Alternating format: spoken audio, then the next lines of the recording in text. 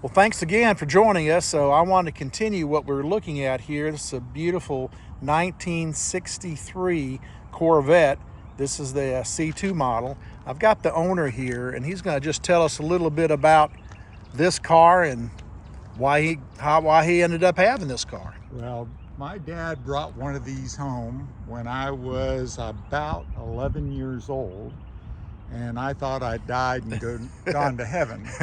Of course, I had an older brother who was 14 years old, and so a few years older than me. Yeah. He got his license and ended up doing some things with my dad's car that were a little bit underhanded, let's say. I'm sure wrapping it around a tree. Oh, that's stuff. not good. I was going to say maybe the statute of limitations has run out by now, but this is not my dad's car. Okay, not your dad's car. Okay, but it was identical to this car. Okay, and so this was my dream as a Oh, child. wow. Thinking about owning one at some point.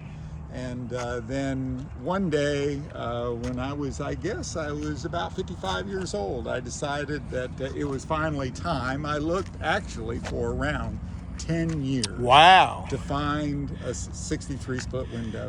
Of course, they're extraordinarily rare. Absolutely. And just very special cars, and one of a kind. Only 1 year of the split window. Yeah. And just one highlight, and you can see this, the Stingray generation. You see how the tail comes Yes, back, and how that rib right down the center, right down the middle of the car Okay. is there. Okay. And you can go to a brand new C8. Okay. The newest generation of Corvette, and for every year they've continued to have that. You're talking about this line right up here. Rib, and if you knew Stingrays, the Right. real Stingrays, Okay. you would see that in them.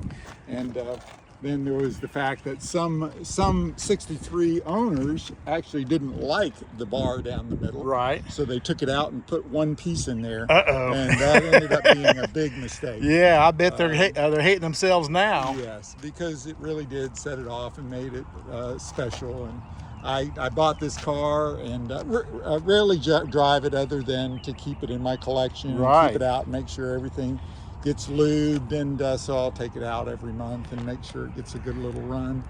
And but it's been just a sweetheart of a car, and just really fun to own. And of course, it is always a showstopper. Oh yeah. Even with the kids, it's of course the old guys know what it is. Yeah. But the youngsters see it and think of it as a classic piece of art. Well, it is. It is. It is automotive art. Now, I've known you a number of years, and you've had some other Corvettes, and they're always white with a red interior. White with red interior, Okay. or red with a red interior. I've got Okay. a few of those. Okay. But I always try, if I'm going to own a Corvette, I want it to be extraordinarily special.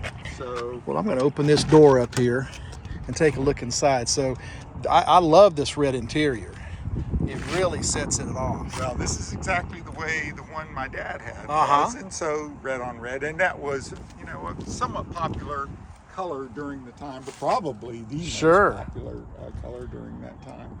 Just so classic, the white and the red, and power windows and Oh, this has power windows? power windows. Wow, I thought it would be crank windows. AM/FM radio, power windows. Okay. Yeah.